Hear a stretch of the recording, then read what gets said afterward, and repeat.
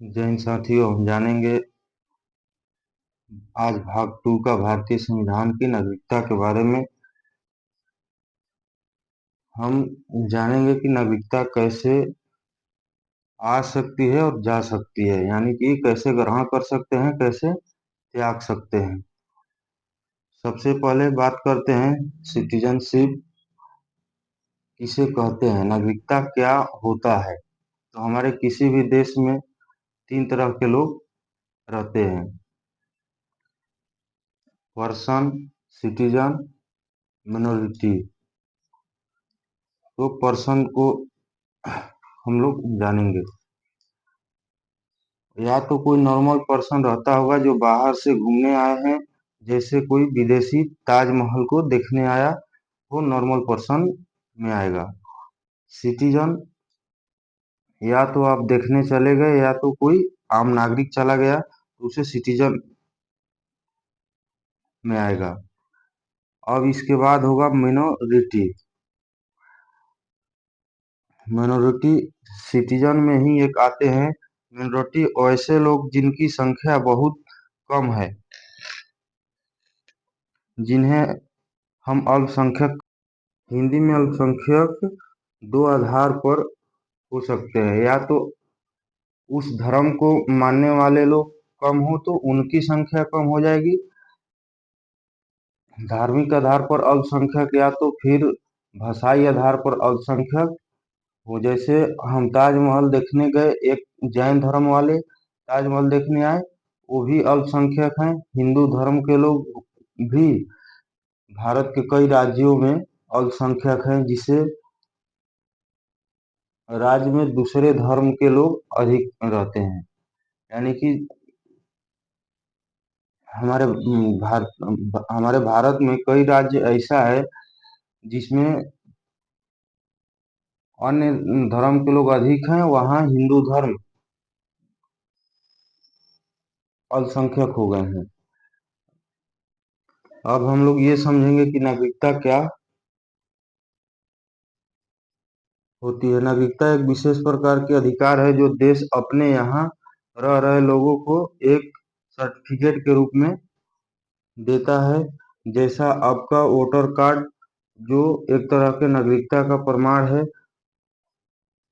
वह देश अपने नागरिकों को हर तरह का अधिकार देता है। उन्हें कानूनी अधिकार है, वो कहीं भी नौकरी कर सकते हैं, किसी भी पोस्ट पर जॉब ले सकते हैं। उन्हें राजनीतिक का भी अधिकार है, वो जाकर किसी भी पार्टी से चुनाव लड़ सकते हैं, वोट डाल सकते हैं। लेकिन आप नागरिक नहीं हैं तो आपको ये सब अधिकार नहीं मिलेगा। आप देश में आकर घूम सकते हैं, जैसे कोई विदेशी व्यक्ति, या मान लीजिए अमेरिका का कोई नागरिक यहाँ आता है और देखता है कि यहाँ के राजनीति में हम भाग ले लें या कोई नौकरी में फॉर्म डाल दें, तो ये सब अधिकार उसे नहीं मिलेगा। अगर कोई विदेशी व्यक्ति भारत देश में आता है तो उसे सही तरीके से रहने व जीने का अधिकार मिल सकता है। बेसिक अधिकार यही है, आप देश का नागरिक हैं या नहीं है, आपको जीने दिया जाएगा, आपको किसी प्रकार का दिक्कत नहीं किया जाएगा। नागरिकता का सबसे पहली बार वर्णन किसी ने किया था, वो अरस्तू ने किए थे। नागरिकता का चर्चा संविधान के 22 भाग में से 2 में अनुच्छेद 5 से 11 तक है। हम लोग भाग 1 पर पिछला क्लास में चर्चा किए, जिसमें अनुच्छेद 1 से 4 तक हम लोग पढ़े थे। नागरिकता की चर्चा अनुच्छेद 5 से 11 तक है। अनुच्छेद 5 में संविधान के प्रारंभ में नागरिकता, आइए हम जानते हैं प्रारंभ कब हुआ था। तो संविधान प्रारंभ हुआ था 26 जनवरी 1950 को। इसी दिन से संविधान पूरे देश में लागू हो गया। जब संविधान लागू हो गया तो हम किसे कहेंगे कि आप भारत के नागरिक हो। बहुत से तो अंग्रेज भी उस वक्त तक भारत में थे, तो हम सभी को तो भारत का नागरिकता को कहेंगे नहीं। तो कौन कौन भारत का नागरिक है, कौन कौन नहीं है, उसी में भारत का विभाजन हो गया। इसके लिए अनुच्छेद 5, इसके लिए अनुच्छेद 5 तो 5 जो है 3 शर्तें दिए, जिसमें 3 शर्तों में से कोई एक भी शर्त आप पालन कर लेते हैं तो हम आपको भारत का नागरिक मान लेंगे। 3 शर्त क्या है? जन्म के आधार पर माता पिता का जन्म भारत में हुआ हो, संविधान लागू 26 जनवरी 1950 से 5 साल पहले से भी भारत में रहता हो, उसका जन्म के, आइए ये को समझते हैं। उसका जन्म के आधार पर उसका जन्म भारत में हुआ हो तो वह भारत का नागरिक है, जैसे हम लोग का दादा का जन्म यहाँ हुआ था। बी, उसके माता पिता का जन्म भारत में हुआ हो। बहुत से लोग ऐसे थे जो 1947 में आज़ादी की लड़ाई चल रही थी, तो उस समय अंग्रेजों के मुकाबला करने के लिए विदेश में भी गए थे। आप पढ़े होंगे कि कनाडा में भी आंदोलन चला था, सैन फ्रांसिस्को में भी लाला हरदयाल ने चलाया था। गदर पार्टी, तो बहुत से क्रांतिकारी विदेश में भी थे। तो आप क्या उन्हें नागरिकता नहीं देंगे? इस आधार पर कि आप भारत में तो हैं, पर आपके बच्चे का जन्म विदेश में हुआ है, तो उन सबके लिए संविधान के अनुच्छेद 5 में है कि वो भारत के नागरिक हैं। ये हुआ। उसके माता पिता का जन्म भारत में हुआ होगा 26 जनवरी 1950 से पहले, तो ऐसे व्यक्ति को भी नागरिकता दे दी जाएगी, भले ही वो विदेश में क्यों न रहता हो। उसके माता पिता का जन्म भारत में हुआ है तो भारत का नागरिकता है। कब से? तो 26 जनवरी 1950 के 5 साल पहले तक। अब सी को हम समझते हैं। संविधान लागू संविधान लागू 26 जनवरी 1950 से 5 साल पहले से ही भारत में रहता हो तो उसे उसे भी नागरिकता मिल जाएगी। जैसे एनी बेसेंट थी, वो विदेशी थी, आयरलैंड की थी, भारत में बहुत काम की, उन लोगों ने स्वतंत्रता में भी बहुत बड़ा योगदान रहा। उनका एनी बेसेंट का स्वतंत्रता संग्राम में भी बहुत बड़ा योगदान रहा। अनुच्छेद 5 जो है जन्म के आधार पर नागरिकता देता है। ये तीनों का होना जरूरी नहीं है, तीनों में से किसी एक का होना जरूरी है। अगर आप पर किसी एक का लागू होता है तो आप भारत के नागरिक माने जाएंगे। आइए अब हम लोग अनुच्छेद 6 को देखते हैं। अनुच्छेद 6 में पाकिस्तान से भारत आए लोगों की नागरिकता, एक परमिट दिया गया था। परमिट हुआ था 19 जुलाई 1948। ये 19 जुलाई 1948, बी में 19 जुलाई के बाद, परमिट के 6 माह बाद। तो क्या था परमिट, देखते हैं। अब हम अनुच्छेद 6 और 7 को समझेंगे कि इसमें क्या क्या था। वर्तमान समय में अनुच्छेद 6 और 7 का कोई विशेष औचित्य नहीं है।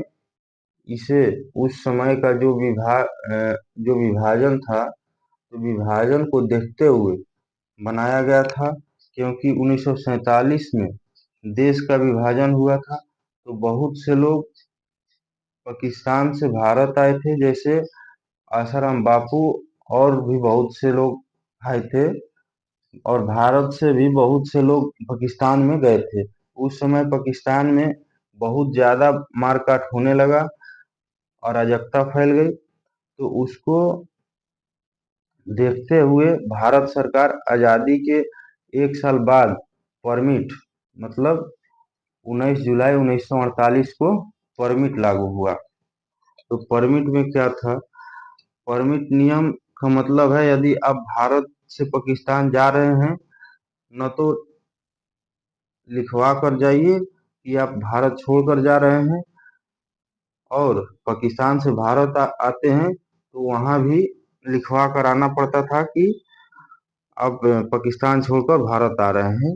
इसी को परमिट, मतलब परमिट नियम लागू हुआ। इसी अनुच्छेद 6 है जो इस परमिट नियम पर आधारित है।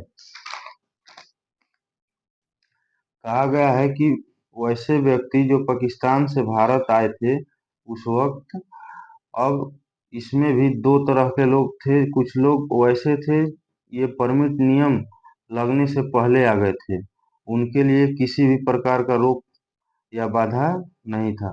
जो परमिट 19 जुलाई 1948 को लगा था उसके पहले ही बहुत से लोग आ गए थे, तो उनके लिए परमिट नियम का लागू का कोई मतलब नहीं। 19 जुलाई 1948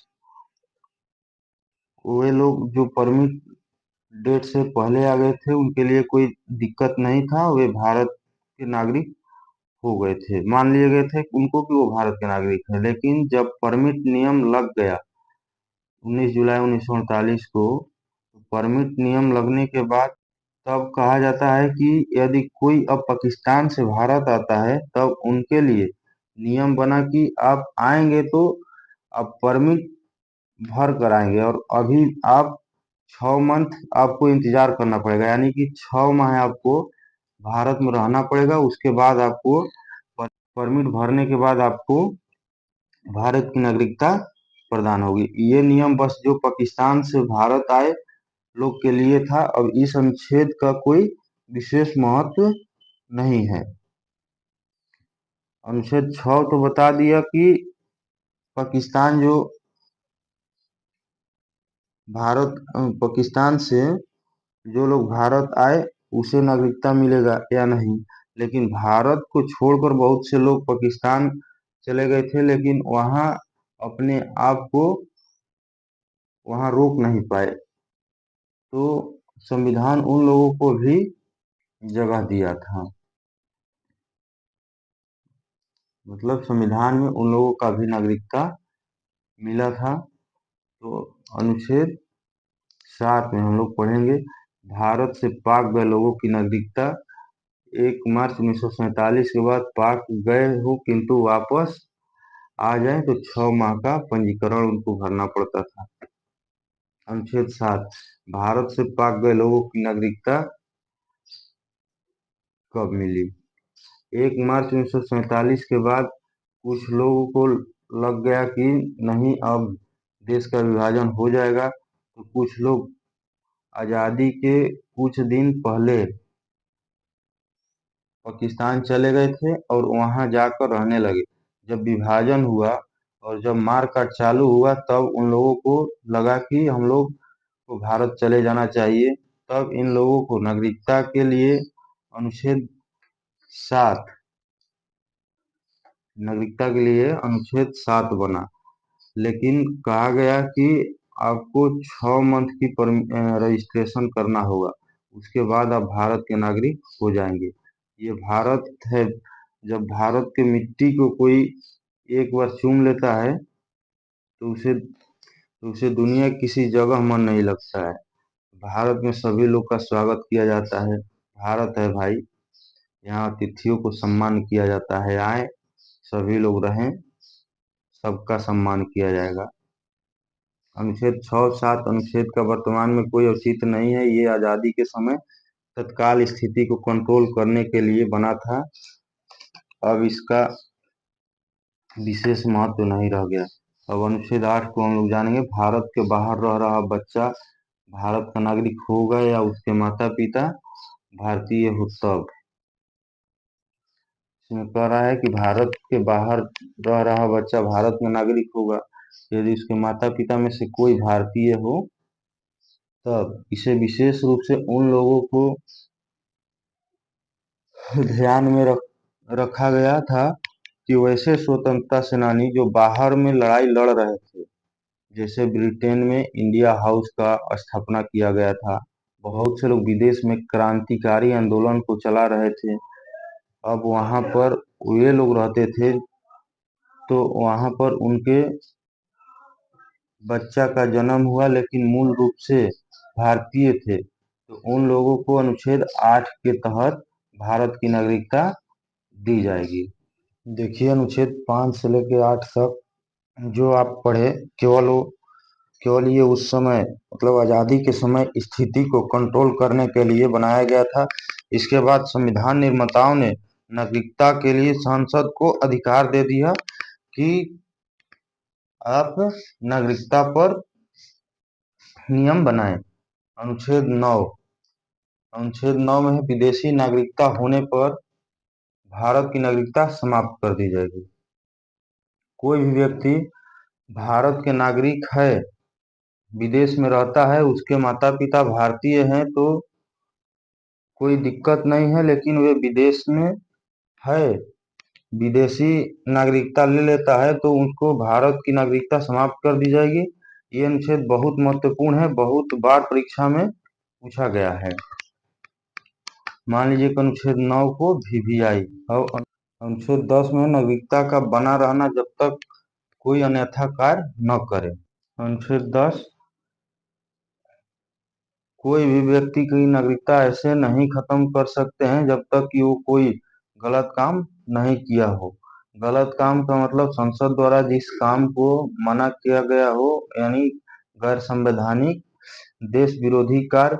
कभी कभी देखने को मिलता है कहीं कहीं कि अन्य देशों का झंडा लहराने लगते हैं या अन्य देशों का नारा लगाने लगते हैं, तो ये देश विरोधी कार्य करते हैं। तो इस स्थिति में अन्य लोगों को सरकार द्वारा नागरिकता खत्म कर दी जाएगी। इसीलिए अनुच्छेद 10 में बताया गया है नागरिकता का बना रहना तब तक कोई अन्यथा कार्य न करे। अन्यथा कार्य न करे यानी गैर संवैधानिक कार्य न करे, देश विरोधी कार्य न करे। अब अनुच्छेद 11 कहता है नागरिकता का कानून संसद बनाएगी। और इसमें भी क्वेश्चन पूछता है कि नागरिकता का कानून संसद बनाएगी और किस मंत्रालय द्वारा बनाया जाएगा। तो ये गृह मंत्रालय द्वारा नागरिकता का कानून बनाएगी। अनुच्छेद 11 कहता है कि नागरिकता संबंधी कानून बनाने का अधिकार संसद को है, लेकिन संसद के किस मंत्रालय को है? तो गृह मंत्रालय को है। अब हम लोग देखेंगे कि एक बार समरी के रूप में देख लेते हैं सभी। अनुच्छेद 5 प्रारंभ में नागरिकता जिनको जन्म हुआ उनको मिलेगा। 6 में है पाक इंडिया, मतलब पाकिस्तान से जो भारत आए वो उनको दिया जाएगा। 7 में है जो गलती से पाकिस्तान चला गया हो वापस आएगा, उसे भी मिलेगा। और 8 में है विदेशी प्रवासी, मतलब विदेश में रहने वाले लोग को भी नागरिकता दी जाएगी बशर्ते उनके माता पिता भारतीय हों। 9 में है आपकी नागरिकता समाप्त कर दी जाएगी अगर विदेश में जन्म लिए हैं, उनके माता पिता भारतीय हैं, अगर वहाँ का नागरिकता अपना लिए तो आप वहीं का नागरिक हो जाएंगे, भारत की नागरिकता आपका समाप्त कर दी जाएगी। 10 में है आपकी नागरिकता बना रहेगा, आपका नागरिकता बना रहेगा, आपका कोई नागरिकता छीनेगा नहीं अगर कोई गैरकानूनी कार्य आप नहीं करते हैं तब। 11 में है संसद का गृह मंत्रालय आपको नागरिकता का कानून बनाएगा। अब हम लोग यहाँ से नागरिकता अधिनियम 1955 नागरिकता अधिनियम 1955। अब हम यहाँ से हम समझेंगे कि नागरिकता का विशेष मतलब संविधान में नागरिकता का कानून उस समय देश का विभाजन के आधार पर बनाया गया था, लेकिन संसद को अधिकार दिया गया था कि संविधान में नागरिकता का नियम बनाने के लिए एक बार सोचे जरूर। संसद द्वारा पहला नागरिकता अधिनियम 1955 में लाया गया था। नागरिकता देने लेने का विस्तृत जानकारी मूल संविधान में था नहीं। पहली बार अधिनियम कब आया? तो पहली बार अधिनियम 1955 में आया। अब 1955 के बाद भी इस नियम में कुछ न कुछ सुधार की जरूरत रही। एक बार में कोई भी नियम, मतलब एक बार में अगर कोई नियम बनाते हैं तो 100% उसमें शुद्धता आ जाए, ये बहुत मुश्किल बात होता है। तो उसी को हम देखकर यदि हम कोई भी नियम बनाते हैं तो एक बार में 100% नहीं बन पाता है। तो नागरिकता में पहली बार सुधार हुआ, तो नागरिकता में पहली बार सुधार 1986 में हुआ। लेकिन नागरिकता का कानून पहली बार कब आया था? तो 1955 में आया था, जो पहला अधिनियम आया था। पहली बार सुधार कब हुआ? तो 1986 में। और पहला नागरिकता का नियम या अधिनियम कब बना? तो 1955 में। ये दोनों ही बहुत महत्वपूर्ण क्वेश्चन है। उसके बाद 1992 में हुआ, उसके बाद 2003 में हुआ, उसके बाद 2005 में हुआ। तो इसमें नागरिकता का नियम 5 तरह से, मतलब आपको भारतीय नागरिकता 5 तरह से ग्रहण कर सकते हैं। तो अब इसको हम एक एक करके समझेंगे कि नागरिकता अधिनियम 1955 जो है हम लोगों को 5 विधियों से नागरिकता देता है। कहेंगे संविधान में कितने प्रकार की नागरिकता ले सकते हैं, कितने प्रकार से नागरिकता ले सकते हैं? तो 5 प्रकार से। तो आइए हम देखते हैं। जन्म के आधार पर, वंश के आधार पर, पंजीकरण के आधार पर, देशीकरण, अर्जित भूमि। तो पहला को हम देखेंगे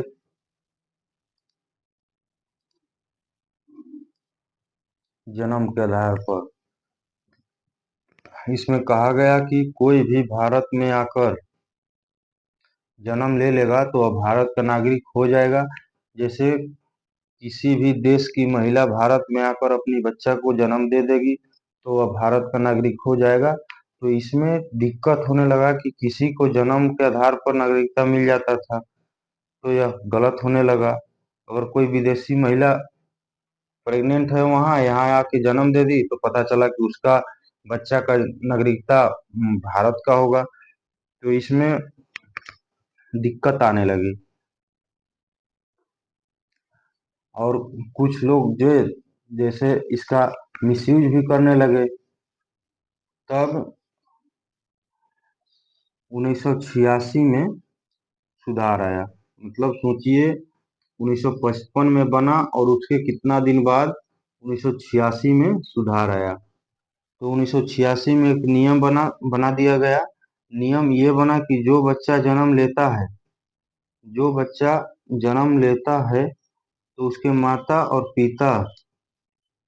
तो 1986 में एक नियम बना कि जो बच्चा जन्म लेता है तो उसके माता पिता में से कोई ना कोई एक भारत का होना चाहिए, तभी भारत की नागरिकता दी जाएगी। और इसमें एक और सुधार किया गया जो 2003 में। इसमें बताया गया कि दोनों वैध हो, यानी कि 2003 में वह कहा गया कि माता पिता में से कोई एक भारत का होना चाहिए, लेकिन दोनों की नागरिकता वैलिड है, मतलब वैध होना चाहिए। मतलब धोखे से नागरिकता नहीं अर्जित होनी चाहिए। तो शुरुआत में यह गलत कानून था। अब हम धीरे धीरे सुधार कर लिए हैं, अब कोई दिक्कत नहीं आती है। अब इसमें है दूसरा, वंश के आधार पर। वंश के आधार पर तो इसमें है हम सभी लोग को वंश के आधार पर ही नागरिकता मिली मिली है। लेकिन अब इसमें गलत क्या हुआ था कि जब बच्चा जन्म ले रहा है तो उसके पिता भारतीय होना चाहिए, तभी उस बच्चा को भारत का नागरिकता मिलेगा। तो पुनः इसमें सुधार हुआ। 1992 में कहा गया कि जो वंश की गिनती होगी, जो माता पिता दोनों के आधार पर, मतलब 1992 में कहा गया कि जो वंश की नागरिकता मिलेगा उसके माता और पिता दोनों के आधार पर होगा। ये नहीं कि सिर्फ पहले पिता के आधार पर मिलता था। तो इस पर 1992 में कानून बनाया गया कि जी नहीं, महिलाएं भी अगर रहती हैं तो बच्चा पर उनका भी अधिकार है। गांव की नागरिकता से भी उस बच्चा का नागरिकता दिया जाएगा कि वो भारत की है कि नहीं। अब तीसरा है पंजीकरण के आधार पर। इसमें क्या था? पंजीकरण का मतलब फॉर्म भरकर नागरिकता प्रदान करना। जैसे कोई विदेशी भारत में नौकरी करने आया, उसको भारत अच्छा लगने लगा, तो उसने सोचा कि हम यहाँ के नागरिकता ग्रहण कर ले, तो फॉर्म भर दिया। लेकिन फॉर्म तभी भर पाएगा जब वो 7 साल तक रह लेगा। तभी नागरिकता के लिए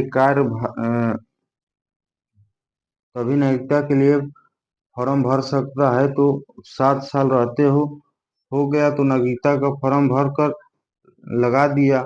अब सरकार के ऊपर है कि वह उन्हें नागरिकता देगा या नहीं।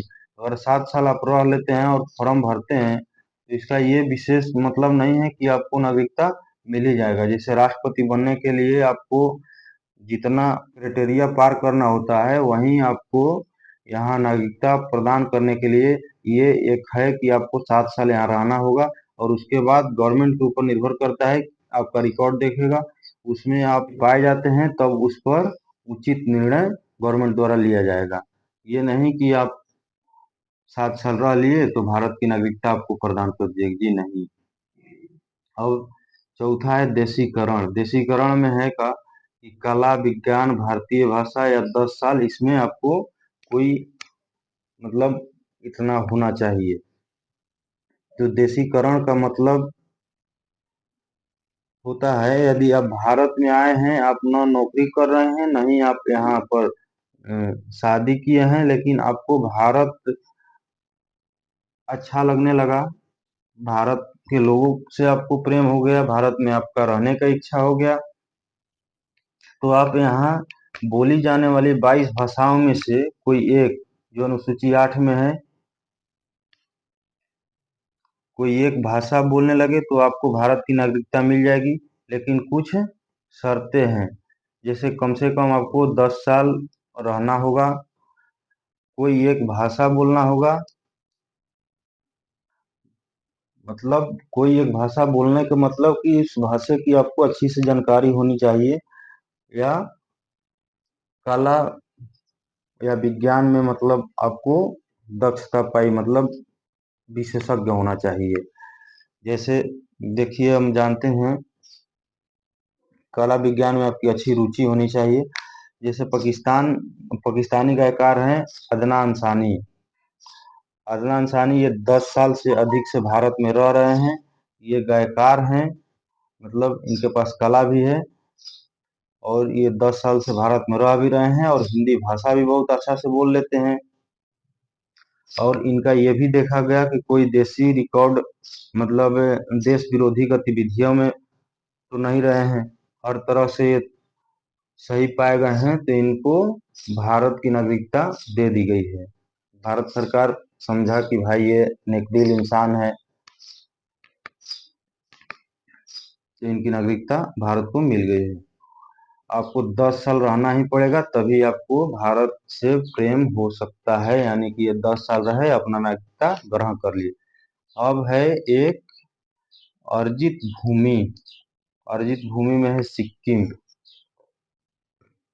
सिक्किम जो 16 मई 1975 को भारत का हिस्सा बन गया था, ये उदाहरण स्वरूप है अर्जित भूमि।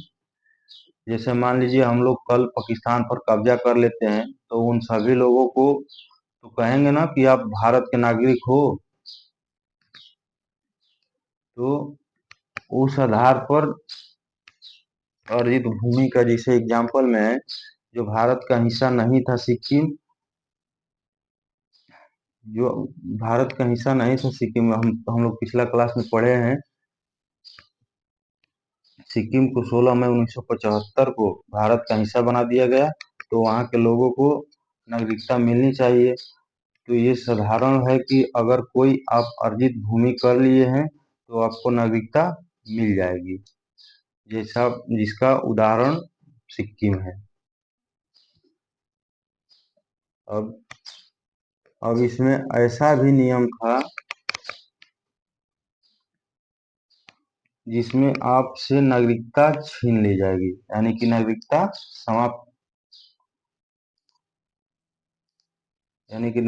समाप्त कर दी जाएगी। तो पहला है त्याग कर, बर्खास्त कर, वंचित कर। तो इसमें यदि आप किसी अन्य देश का नागरिकता ले लिए तो आपको त्याग कर देना होगा भारतीय नागरिकता। आप दो जगह की नागरिकता ग्रहण नहीं कर सकते हैं। दूसरका बर्खास्त कर, अगर आपके द्वारा कोई देश विरोधी कार्य किया जाता है तो आपकी नागरिकता भारत सरकार द्वारा खत्म कर दी जाएगी, यानी कि बर्खास्त कर दी जाएगी। तीसरा है वंचित कर देना, भारत में आए और 7 साल रहे नहीं, फर्जी तरीके से आप भारत का नागरिकता प्राप्त कर लिए तो आपको वंचित कर दी जाएगी। या फिर आप भारत के नागरिक नहीं है, 7 साल से लगातार विदेश में जाकर रह रहे हैं तो भी आपकी नागरिकता भारत से छीन लिया जाएगी, यानी कि वंचित कर दिया जाएगा। तो 5 विधि है भारत की नागरिकता देने की तथा 3 विधि है भारत की नागरिकता छीन लेने। व्यक्ति का नागरिकता छीन ली जाएगी तो ये नहीं कि भारत से उसका रहने का अधिकार नहीं है, भारत में वो रहेगा। 2-3 अधिकार आपकी खत्म कर दी जाएगी, जैसे एक वोट डालने का अधिकार, चुनाव लड़ने का अधिकार, यानी दोनों को हम राजनीतिक अधिकार कहते हैं, ये छीन ली जाएगी। और कुछ कानूनी अधिकार भी हैं, जैसे बड़े बड़े पोस्ट पर रहना, बड़े बड़े पोस्ट पर नौकरी करना या सेवा देना। मान लीजिए जैसे आप न्यायालय का जज नहीं बन सकते हैं, पुलिस सेवा में नहीं रह सकते हैं, राष्ट्रपति नहीं बन सकते, प्रधानमंत्री नहीं हो सकते हैं। बाकी आप भारत में रह सकते हैं, इसमें कोई दिक्कत नहीं होगा। देश जो ब्रिटेन, भारत में नागरिकता किस देश से लिया गया है, तो हमें भारत में नागरिकता अधिकांशतः ब्रिटेन से लिया गया है। इस तरीका से मतलब 80% जो हमारे भारतीय संविधान में है अन्य देशों के संविधान से ग्रहण किया गया है, उसके बाद इसको संविधान निर्माताओं द्वारा हमारा भारतीय संविधान निर्माण किया गया है अन्य देशों से ग्रहण करके। और दूसरा है एकहरी, मतलब किस प्रकार से, तो एकहरी का मतलब है आपके पास केवल भारत का नागरिकता है लेकिन हम लोग किसी न किसी राज्य में रह रहे हैं। एग्जाम्पल में है हमारे प्रधानमंत्री जी, ये गुजरात के रहने वाले हैं, तो ये गुजरात के निवासी हैं और भारत के नागरिक, इनके पास भारत का नागरिकता है। पहले भारत में दोहरी नागरिकता थी, जो इकलौता राज्य था जम्मू कश्मीर की, लेकिन अब वो खत्म हो गया है। अब जो अधिनियम है 1955 में, हम लोग पढ़े, अधिनियम 1955 में बना था। तो अधिनियम 1955 में आया, प्रथम संशोधन 1986 में हुआ, नागरिकता में संशोधन 1986 में हुआ, उसके बाद फिर 92 में हुआ, उसके बाद 2003 में हुआ, उसके बाद 2005 में हुआ। फिर प्राप्ति की विधि, अब भारतीय नागरिकता कितने प्रकार से प्राप्त कर सकते हैं, तो 5 प्रकार से प्राप्त कर सकते हैं। त्याग कितने प्रकार से, 3 प्रकार से। आपकी भारतीय नागरिकता किस मंत्रालय द्वारा दी जाती है, तो गृह मंत्रालय द्वारा दी जाती है, या इस पर कानून गृह मंत्रालय बनाता है। आई होप कि आप इन सारी बातों को अच्छी से समझ गए होंगे। तब तक के लिए जय हिंद। एक विशेष आपसे रिक्वेस्ट है कि लाइक और शेयर करें, कमेंट करें। जय हिंद साथियों।